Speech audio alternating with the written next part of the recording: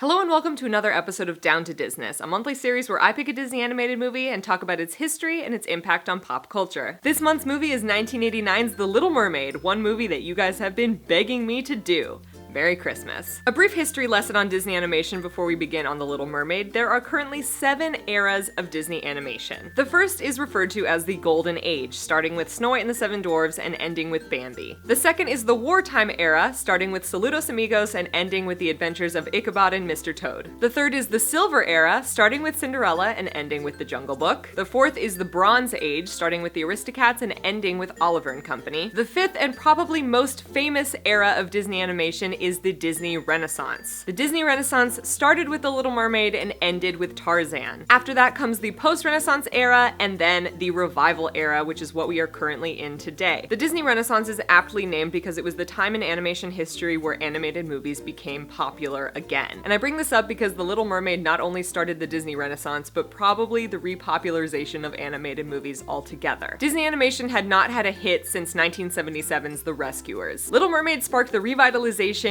of Disney animation within the Walt Disney Company and also created just the most wonderful, beautiful era of Disney movies ever. Disney Renaissance is arguably the best. But let's go into the history of The Little Mermaid as a story and see why Disney chose to make it into an animated film. Back in 1941, Walt Disney himself actually had plans to animate The Little Mermaid as part of an anthology of films based on Hans Christian Andersen's stories. The project was eventually shelved due to the animators' strike that happened around the same time. It was eventually famous Disney animator John Musker of the famous pairing Ron and John who pitched the story for The Little Mermaid in the 80s. Ron Clements and John Musker have directed and animated some of our most favorite Disney animated films, most recently Moana. At first, the idea was immediately vetoed because they felt that the concept was too close to a live-action film Disney had just made called Splash. This was also eventually the reason that Ariel became a redhead, because Daryl Hannah's mermaid in Splash is a blonde and they didn't want to have 2 blonde mermaids. Ron and John fought very hard to get The Little Mermaid greenlit and pitched themselves as the directors in the process. Like I said, Little Mermaid is based off of a book by Hans Christian Andersen, but that version is much darker than the Disney version we see today. In that version, Ariel does indeed make a deal with the Sea Witch to get legs, but the legs make her feel like she is stepping on spikes. Extremely painful, not very pleasant. Additionally, if she doesn't succeed in making the prince fall in love with her after 3 days, she will turn into sea foam and die. So Disney does what Disney does best and Disneyfied the story. There are actually a few visual shoutouts to Hans Christian Andersen himself in the form of Ariel sitting on a rock and staring longingly at the shore. This mimics an actual statue in honor of the Little Mermaid that is in Copenhagen, Denmark, where Hans Christian Andersen lived. There are a few deleted scenes, namely an extended version of the opening song Fathoms Below, that reveal that Ursula and King Triton were supposed to be siblings. Similarly, there was originally an alternate version of the song Poor Unfortunate Souls that explains why Ursula was banished from the kingdom. Originally, the character of Sebastian was supposed to have an English accent, as he was the right-hand man of the king, and meant to have a more butler style to him. It was composer and lyricist Howard Ashman who suggested that he be Jamaican in order to open up the door to doing more calypso-style music for the film, namely Under the Sea. Speaking of Howard Ashman and Alan Menken wrote the music for The Little Mermaid, and it was really one of the first Disney movies that they worked on, and they were both really nervous to do it. Ursula was voiced by the great Pat Carroll, and her design was influenced heavily by the drag queen Divine. Howard Ashman was actually so hands-on with the recording of the songs for Little Mermaid that both Pat Carroll and Jodie Benson, who voices Ariel, say that they used a lot of references from Howard Ashman's reenactment of the songs in their actual recordings of the songs. Additionally, Jodie Benson recorded Part of Your World in a really, really dark recording booth to get the feeling of being in Ariel's dark grotto. Speaking of Part of Your World, this song in particular starts a trend in Disney movies of having a want song. A want song is what Howard Ashman describes as a song in a Broadway musical, usually early on in the play, that has the main protagonist or heroine sitting down and explaining what she wants. But the leading lady sits down on something and sings about what she wants in life.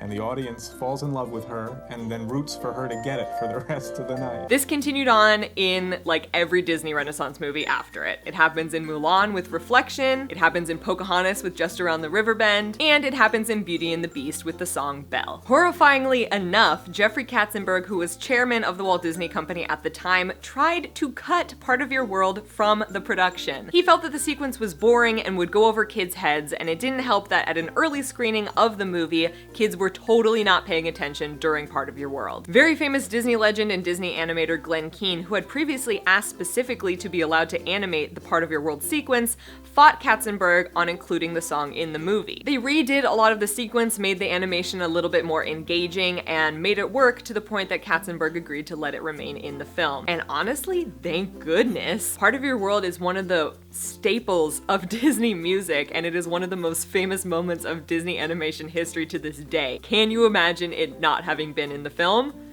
I cannot. While Jodie Benson performed not only the speaking role but also the singing role of Ariel, there were a few other women who heavily inspired Ariel's look. First of all, Alyssa Milano, who was a sitcom actress at the time, was used for Ariel's facial and body references. Sherry Stoner was brought in as an actual live-action reference model for Ariel, and the animators used footage of Sally Ride in space to animate the weightlessness of Ariel's hair underwater. Now, Jeffrey Katzenberg wasn't entirely sure that this movie would be a hit because it was a girls' movie and might not be as popular as Oliver & Company, which was their last semi-successful animated film. But despite the fact that he wasn't sure the movie would do that well, Disney sure did pour a lot of money into making The Little Mermaid. They needed so much manpower and so many animators to work on The Little Mermaid that they were forced to open an additional animation facility in Orlando, Florida to work on The Little Mermaid. And additionally, Ron and John insisted that every single bubble in the movie be hand-drawn and not Xeroxed.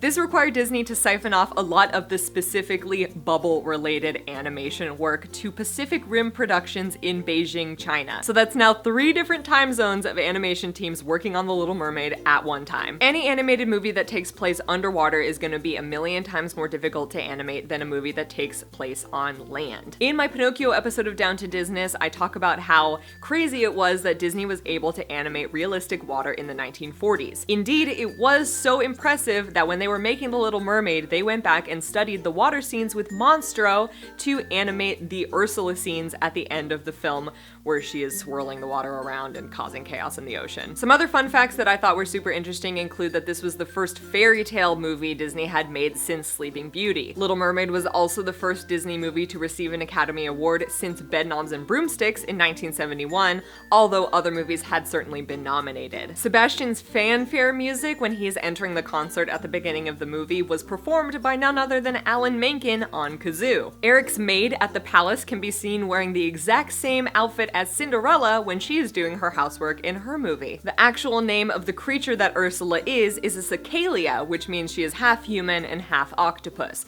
Although this is a point of contention among fans because she only has 6 tentacles, but some people like to believe that her arms count as the other 2, making 8 tentacles or appendages. And finally, Little Mermaid is also famous for being the last Disney animated movie to use hand-painted cells. After that point, starting with Rescuers Down Under, they used the CAPS system created by Pixar Studios in addition to hand-drawn animation to make things a little bit fancier. Moving forward, things got a little crazy after The Little Mermaid. Little Mermaid was truly a turning point in Disney history. It started the Disney Renaissance. It also just really made animated movies popular again. Disney was full on not investing that much time or energy into animated movies. They were making so much more money with the theme parks and with live action movies. But with the proven success of The Little Mermaid, they put energy back into animated movies and created some of the most wonderful films of all time. Little Mermaid has remained a favorite for moviegoers young and old, and it is not going anywhere. Ariel is nearly everybody's favorite Disney princess. It has its own ride at Disneyland and Disney World.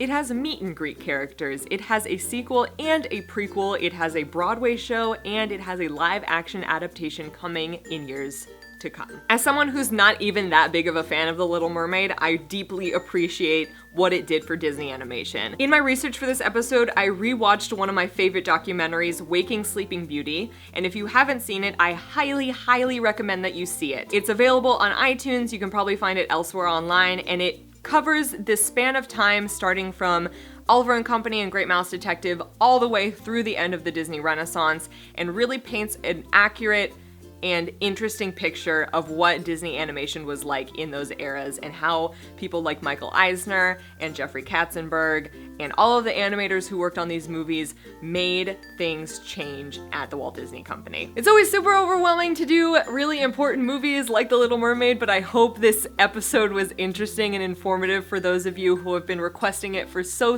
long. I hope I did you proud. Be sure to follow me on Twitter at Sarah Snitch because I often run polls where you get to vote for which movie I do for Down to Disness, but be sure to leave a comment down below as well, also letting me know what you particularly appreciate about The Little Mermaid. Thank you guys so much for watching. I hope you have a happy new year, and I will see you in January for another episode of Down to Disness.